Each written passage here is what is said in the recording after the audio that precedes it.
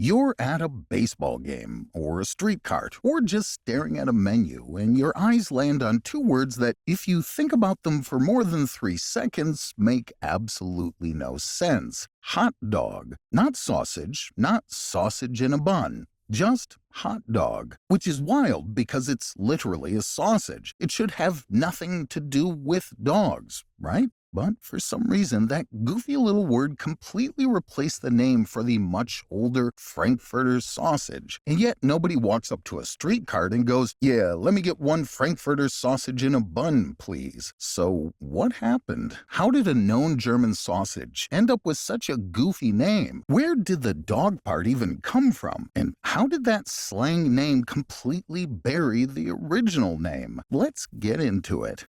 Okay, reality check first. A hot dog isn't just a cute nickname someone made up. It's a defined product category with actual rules behind it. Under federal standards, a hot dog is a cooked or smoked sausage made from raw skeletal muscle meat, beef, pork, or poultry. But here's where it gets interesting. Hot dogs aren't made like most sausages. They're what food scientists call an emulsion sausage, which sounds fancy, but here's what it means. The meat and fat get chopped with water so finely, so thoroughly, that they turn into a smooth meat batter. Then that batter cooks and sets into the weirdly uniform, bouncy texture everyone knows. And because this is a regulated product, there are guardrails. In the United States, hot dogs can't exceed 30% fat, and there are limits on how much fat and added water can be combined. So legally, a hot dog is a very specific type of sausage with very specific rules. Frankfurters, Franks, and hot dogs are interchangeable. Sausage is just the bigger umbrella they all live under. So if hot dogs are officially sausages, why did American culture start treating them like a completely different thing?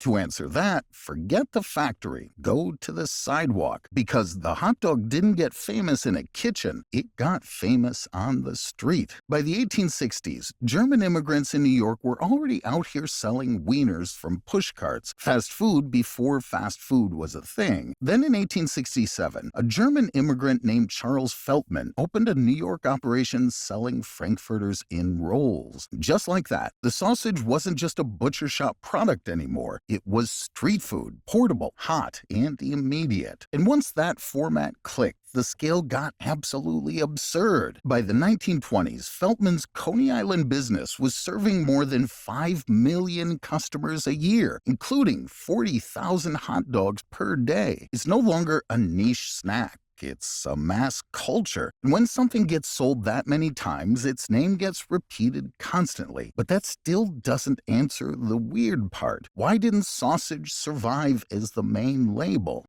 Here's the part nobody talks about, the bun. At first, it seems like a minor detail, a sidekick if you will, but the bun is actually the reason everything changed. A sausage on a plate is just meat. A sausage in a bun is a handheld item, something you buy as one single unit, carry around, and eat without utensils. That format is everything. Because hot dogs have that smooth emulsion structure, they reheat fast and consistently, perfect for vendors, perfect for crowds, perfect for anywhere speed matters. The bun turned a sausage into a portable product, a repeatable experience, something you could put a name to. But convenience alone doesn't explain the language. So why did the specific phrase hot dog win? Here's where it gets unexpectedly formal. But first, where did the phrase hot dog even come from? There's actually two stories for that. I'll start with the cute one. It's 1901, cold April day, New York Polo Grounds. Vendors are working the crowd with portable hot water tanks, shouting, "They're red hot! Get your Dachshund sausages while they're red hot!" A sports cartoonist for the New York Journal named Tad Dorgan catches the whole scene, hastily sketches a cartoon of barking Dachshund sausages nestled in rolls, and because he had no idea how to spell Dachshund, he just wrote hot dog. The cartoon was reportedly a sensation, except nobody can find the cartoon anywhere. Despite Dorgan's enormous body of work and his popularity, historians have never been able to track it down. So the more likely origin, culinary historians point to college magazines, where hot dog was already showing up in the 1890s. The term was common at Yale by the fall of 1894, where dog wagons sold them right at the dorms. And it wasn't a fond nickname. It was a sarcastic joke about the questionable origins of the meat. The dog connection traces back to the German immigrants who brought it to the U.S. They didn't just bring sausages to America, they brought dachshund dogs too. The name most likely started as a joke about their small, long, thin dogs. And even Germans themselves called the Frankfurter a little dog or dachshund sausage. The word dog was tied to this thing long before it ever hit American streets. So hot dog probably wasn't coined by a cartoonist. It was a joke that became a name. And once it stuck, institutions made it permanent. Because hot dog didn't just survive in slang, it got reinforced by the legal world. Frankfurter, Frank, and hot dog are just three names for one specific type of sausage. People stopped treating hot dog as slang. They started treating it like the name of a specific product. And that logic shows up in actual law. California's health code defines a hot dog as a whole cured cooked sausage, also known as a Frankfurter, Frank, or Wiener, that may be served in a bun or roll. That definition is doing something interesting. It combines the product and the presentation, the sausage itself, plus the way people normally eat it. The slang name got tied to a recognizable experience. But here's the thing, institutions reflect language. They don't create it. So what actually locked hot dog into everyday speech?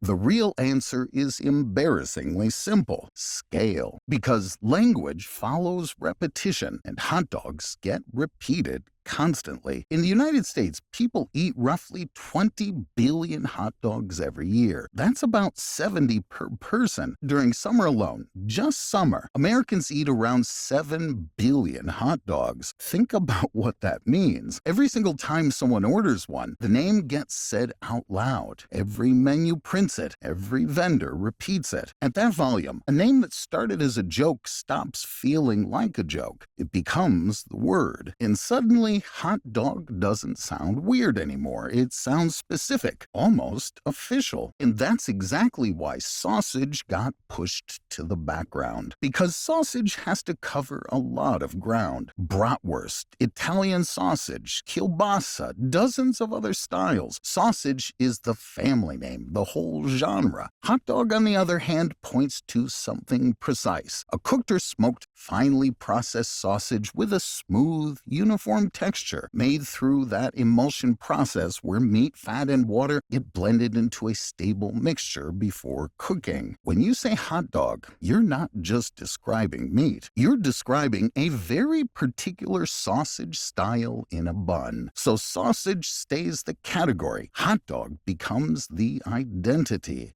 Here's the part that's genuinely funny. Hot dog sounds casual, goofy even, like someone just made it up on the spot. And in a way, they did. But the product behind the name, anything but loose. Federal standards define what a hot dog is. They regulate ingredients, production, and composition. Fat levels are controlled. State laws define the food by name. A name that started as a joke about the meat became the legally defined name for the meat. A silly sounding label sitting on top of a highly standardized government-regulated product. The slang became the official sounding name. Once that happens, the language locks in permanently.